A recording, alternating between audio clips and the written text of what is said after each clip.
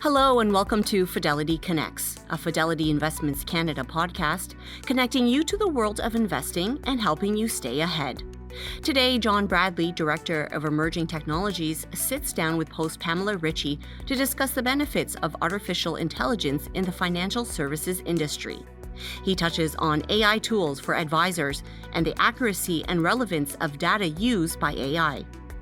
He also emphasizes the irreplaceable role advisors play in matching their clients' emotions and responding to changes, something AI cannot do effectively.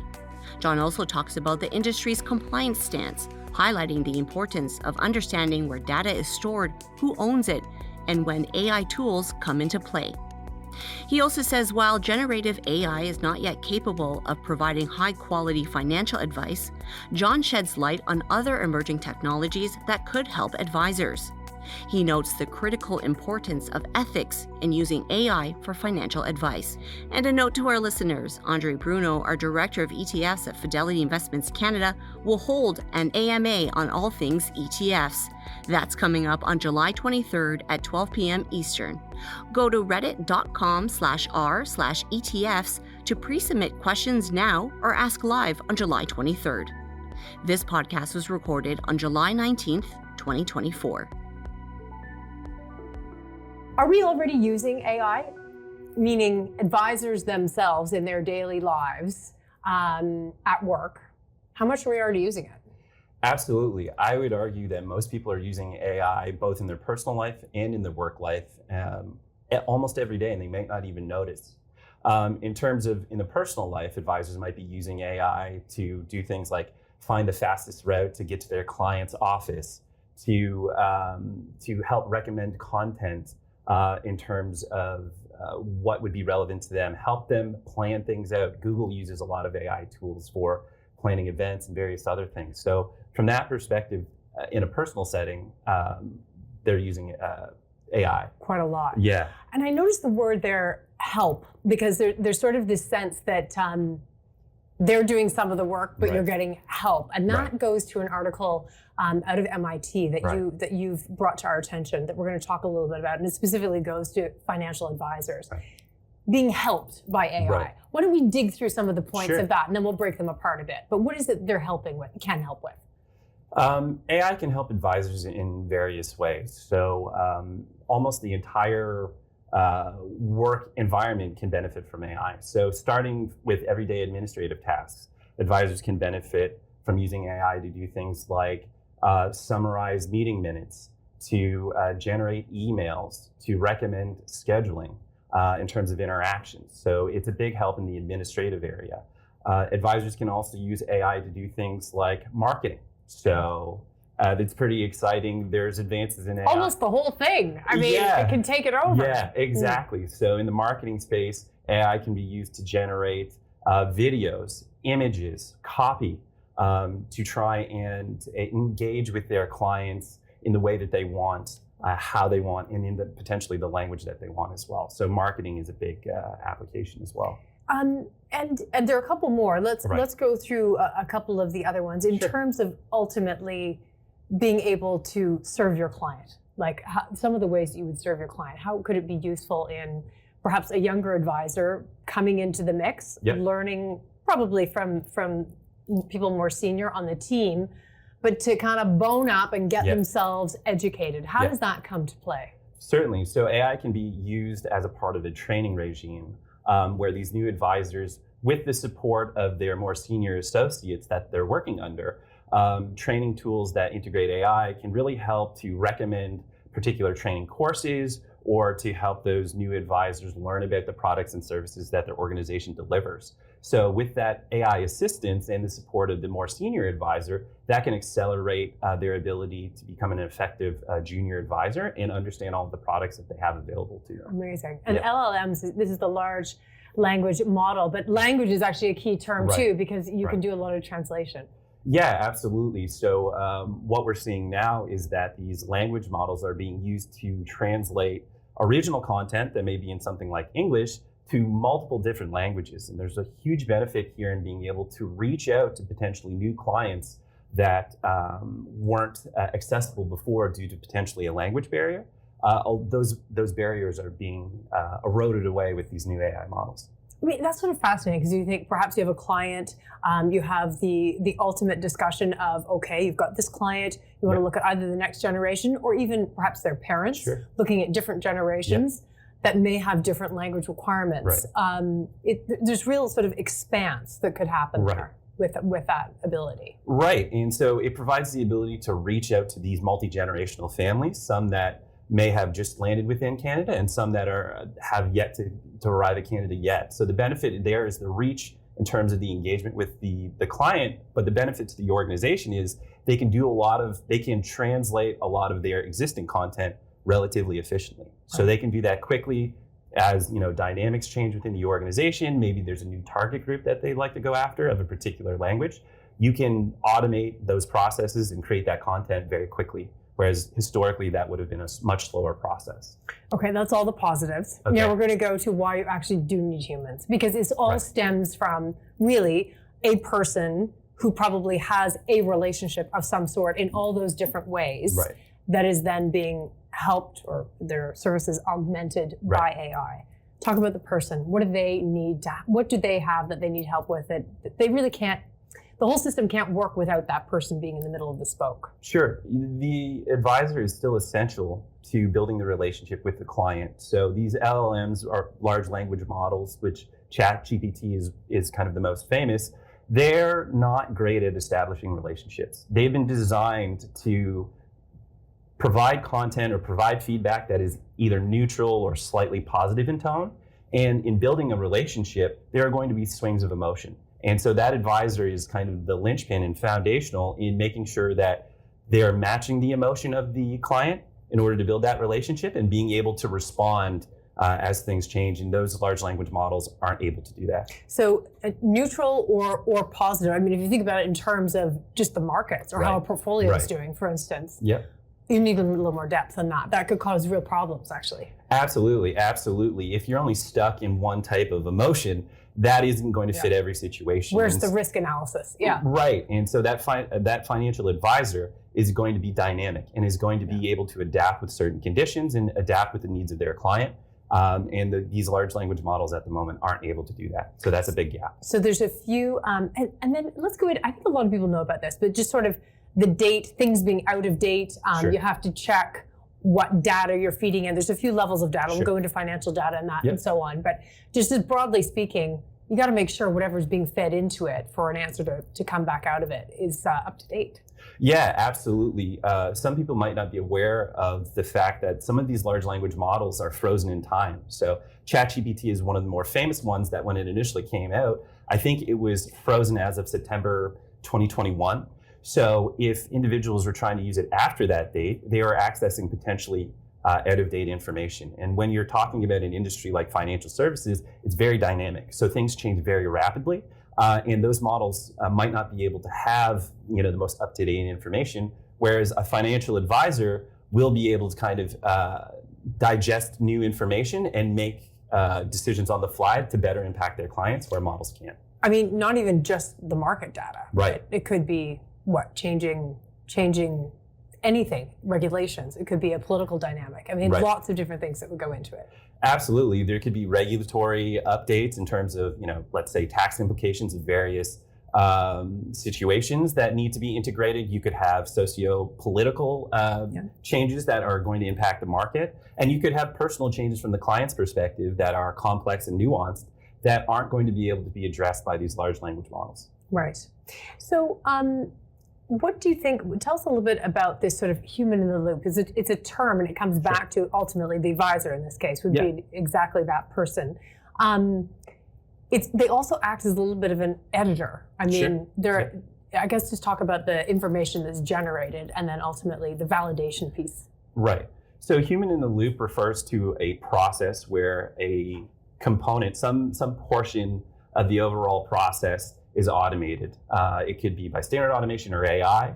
And then at the very end of that process, there's an individual or a team of individuals that is checking the information to make sure that it's correct. So that is the human in the loop of that process. So they're making sure that whatever is being generated meets the set of standards and the quality of the particular organization that is leveraging it.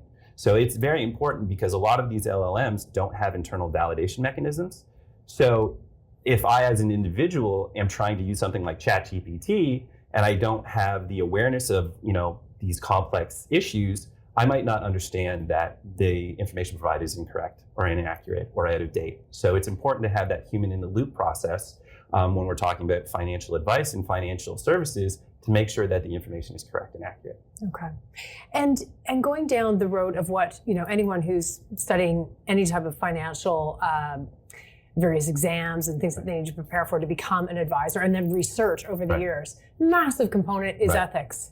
Right. And that is something that advisors have been learning over time. Again, just sort of apply that to this. You'd have to really come in with your microscope on sort of your own set of what you've learned in terms of financial ethics. Absolutely, absolutely. So the advisors that have to become recertified year over year continuously, they're refreshing their awareness of all of these rules and making sure that they're up to date and using the most valuable information available to them.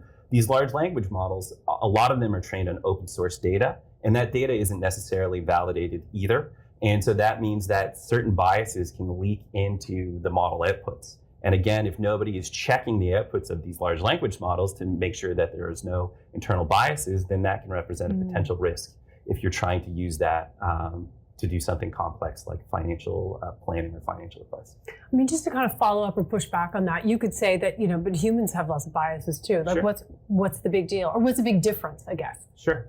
I think you have to be aware of the human biases as well. I think really the lesson here is that there are potential biases in both aspects. So there needs to be some type of counterbalance or check to make sure that those biases aren't entering into the overall suggestion, product, or advice being provided either by an LLM or by an advisor. But considering that advisors are continuously being trained and certified in terms of ethics and various other aspects of their role, I would feel more confident with the human advisor than potentially the LLM. Going somewhat to this question, so John, what is the industry compliance position on using AI in our business? Specifically, if we were to use an AI note taker, for instance, is there anything you just want to be keeping in the back of your mind? I might add in, there's a massive tech outage right now that might come to the fore that you might want to be thinking about.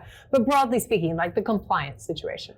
I think the compliance situation, considering it's still somewhat early days, is going to be dynamic itself. I know the Canadian government. It's evolving. It's evolving, but I think what's important to understand is regardless of what tool you're using, a lot of it comes down to the data. And so if you're using a note-taking tool, if you're using a summarization tool, do you know where that data is being stored? Do you know if you ultimately own that data by using that tool? Mm-hmm. Some open source tools or some free to use tools, they'll have in their terms of service that organization owns the data.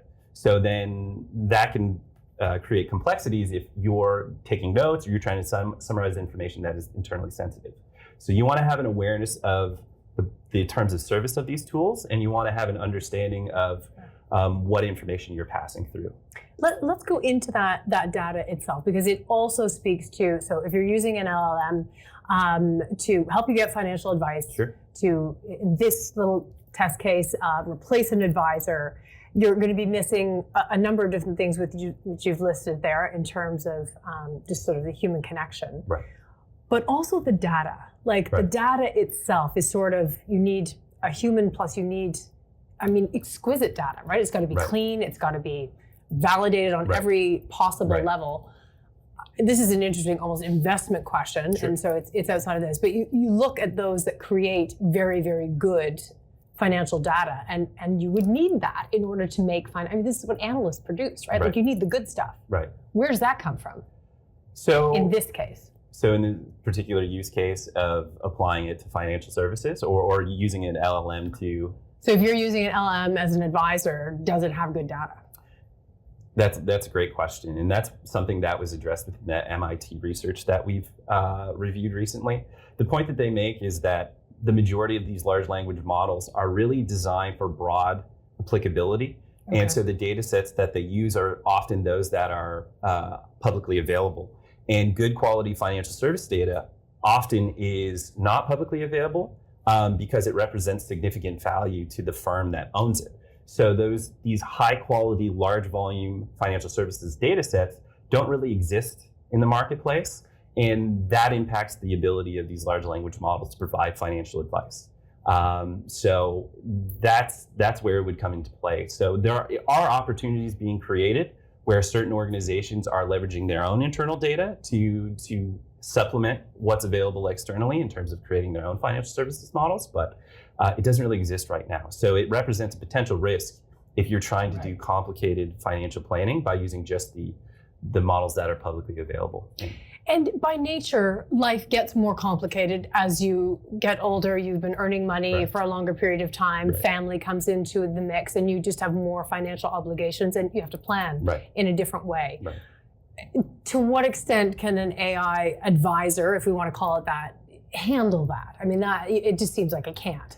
Yeah, they're not well suited to handle more complicated, nuanced situations just because of what I just talked about in terms of the data sets that they're trained on are typically generic in nature and kind of broad in terms of different data points. So if we're talking about, a complicated trust situation or various complicated family situations or more nuanced situations, it's not going to have the data points in order to generate a high quality response. And that's what you really want if you're talking about making some type of financial transaction or planning out your financial future.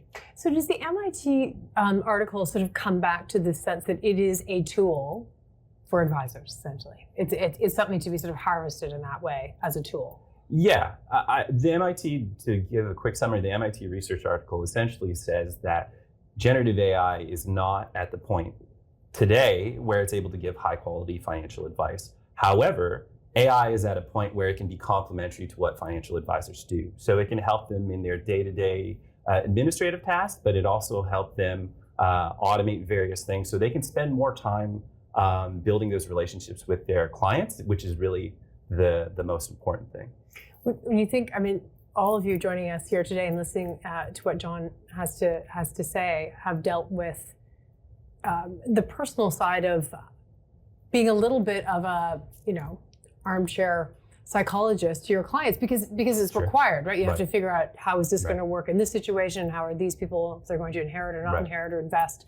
It requires that and empathy and lots of different emotions. Again, those are not there. I guess knowing that this is a tool, again, how does the advisor sort of think about maybe doing more on that side and using this more as a tool for them to, again, sort of go back to things? Like you might want to, if you have the confidence that this is a good tool that you can use, you might be freed up. Right. I think it would look... to have a relationship. Of course. Yeah. I think where you would want to start is having a base level understanding what the technology does, because then that is going to help you identify opportunities to apply the technology. So like we were saying with AI previously, the use cases, if you find that you have frequent administrative tasks where you're taking a lot of meeting minutes, you have to comb through a lot of emails and correspondence to try and really digest information so you can create an action plan, that's a great opportunity to apply AI. And if you can reduce down your administrative burden, that frees you up to spend more time interacting with those important clients, building that relationship, or potentially seeking out new clients and kind of expanding your network. Yeah. So it becomes something that takes things off your hands a little bit. Yeah, exactly. When we go back to just sort of where people spend their time online and different places and forums that they use to gather information, to make some of the decisions, maybe to be put towards an advisor or even a more of an LLM type advisor, where do people go? What do you find is a good place for people to begin? I think in terms of just finding kind going through Reddit, base level information. I think people will have their own preference. They do, because based on their own comfort level. I'm kind of curious what yours is. Yeah. I go to Reddit a lot. You go to Reddit a lot. Okay. Hand up, that's one of my first places to go because it's more tailored advice a lot of the times because what they have is subreddits, which is basically message boards dedicated to a particular topic. So if I know roughly the information I'm trying to find out, I'll go to a more specific message board and I can get what I'm looking for. But a lot of people start with Google. And I think that's a totally reasonable place to start because oftentimes Google will then route you to Reddit, or if you're trying to do development, let's say, which sometimes I have to do, it'll send me to GitHub or various other more specific tools. So what's development mean? What's that mean exactly? Develop various personal AI projects or work-related projects. I recently made an AI tool to help me with my golf swing. And then I posted it on Reddit. Yeah. Is it working? I posted it on Reddit and I said, here's my old swing, it's not great. Here's my new swing, it's better. They said, it's still not good, but you're on the right track. Yeah, they can be a bit critical on Reddit, but I think it comes from a good place. Just lacking in some sympathy, but anyway, it's getting the job done. Yeah. Good. But Google is a great place to start. Reddit, if you're comfortable with that forum, is also great. But there are many good sources out there. Another good place to start is just talking to people you know. So if you have an existing financial advisor and you're looking for information, it's worthwhile to reach out to them because they're very educated and could help. And see where they begin. Yeah. In the regulatory framework that advisors work under, what role do regulators play? And ultimately, AI misinformation does it cause penalties at this stage? Has the policy been written, or impact an advisor's licensing? That must be a big worry.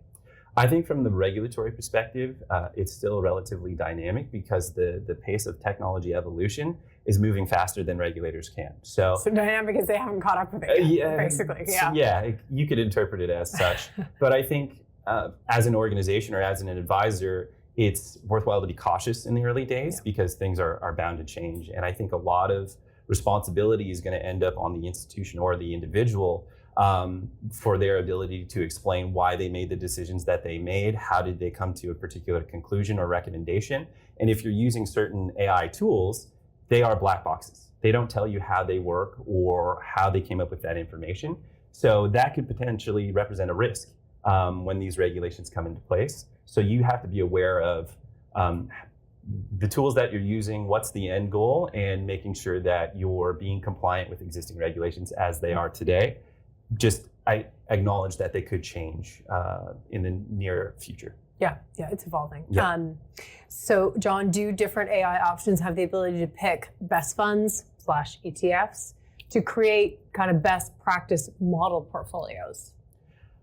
So it almost goes back to like the robo story a little bit, but it's advanced. Yeah, I can't speak too much about that particular area, but what I could say is you can use, and people do every day, use AI to help them select various things. If you think about Amazon, it recommends products to you. If you think about Netflix, it recommends movies or shows to watch. So if you follow that same thought process, there is potential that AI could recommend various products. But again, based on our previous conversation about quality financial services data, a lot of that is not publicly available. So if you are attempting to do that, you want to be very cautious about using that output because you're not, there's no guarantee about the quality of what you get back, especially if you're using external tools.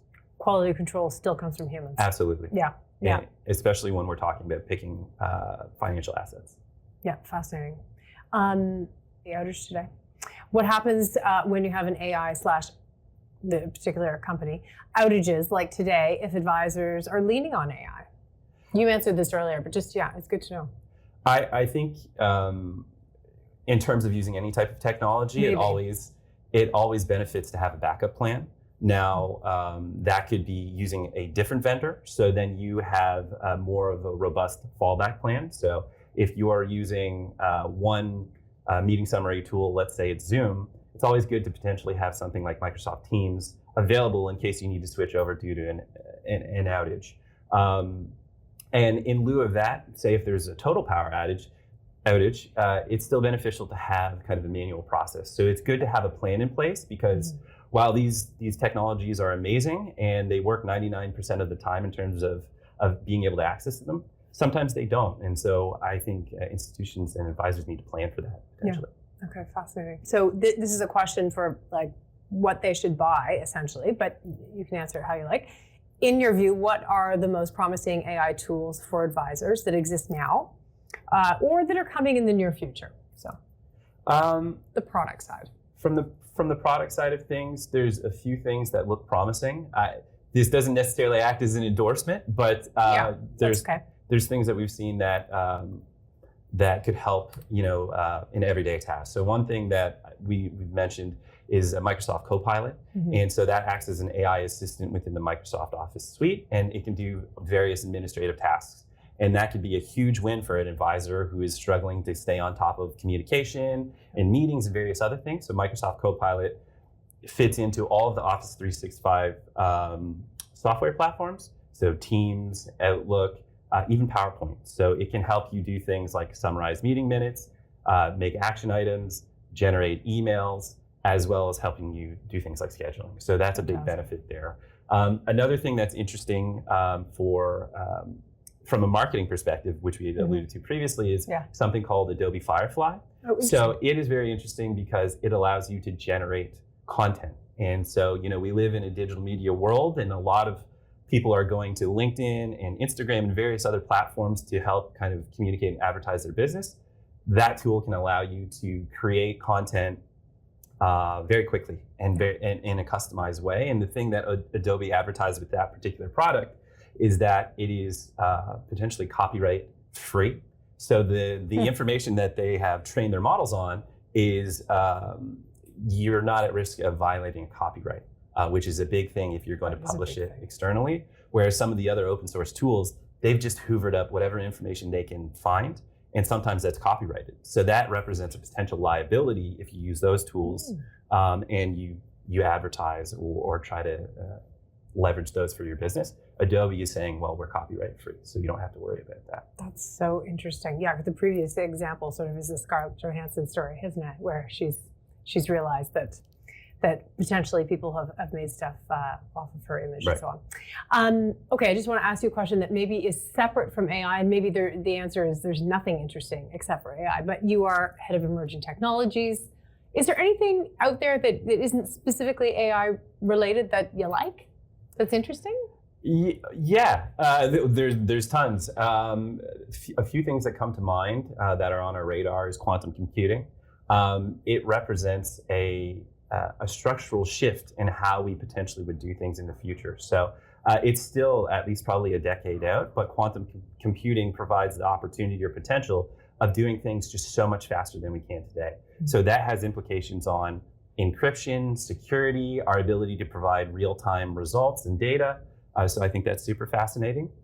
The other thing I think... Will it really arrive? It's hard to say. There's been research done that has kind of validated various aspects of quantum computing, like can we do this? Can we do certain types of computations? So that's been validated, but will it get to an actual commercial grade application or opportunity? It still remains to be seen, but it's exciting and we're keeping an eye on it. The other thing is AR and VR. There's various fun and interesting applications as it relates to financial services. So, training and education, experiencing aspirational kind of savings goals, where if you put on, say, AR and VR, I can see what I'm saving for, so I'm more inclined to do that today than put it off. Cool. And so there's various things around AR and VR that we're very excited about as well, too. They keep pushing it. So, the Vision Pro has recently come out, and there's been various permutations before that. I don't know that it's there yet, but again, we're keeping our eye on it, and we're very excited about it. So if you're just to wrap it up in a bow, what we've got so far for advisors, it's important. How would you sort of just leave off this conversation, tipping your hat to where we are today? Right. To summarize, I would say today we're not in a place where generative AI can provide quality financial advice. But what we can do with generative AI is we can use it to complement the advisor. And so we can use generative AI to help the advisor automate the processes that we're taking away from their ability to spend quality time with their clients. And with that quality time, they can help build stronger relationships and find new opportunities. John Bradley, thank you for joining us here today. Thank you.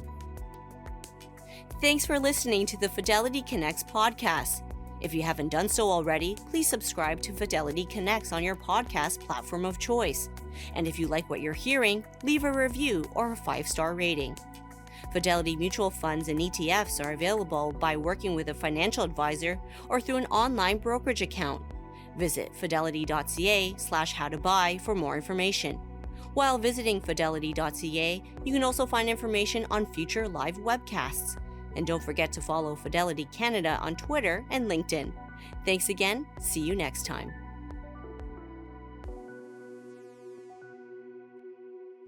The views and opinions expressed on this podcast are those of the participants and do not necessarily reflect those of Fidelity Investments Canada, ULC, or its affiliates. This podcast is for informational purposes only and should not be construed as investment, tax, or legal advice. It is not an offer to sell or buy or endorsement, recommendation, or sponsorship of any entity or security cited. Read a fund's prospectus before investing. Funds are not guaranteed. Their values change frequently, and past performance may not be repeated. Fees, expenses, and commissions are all associated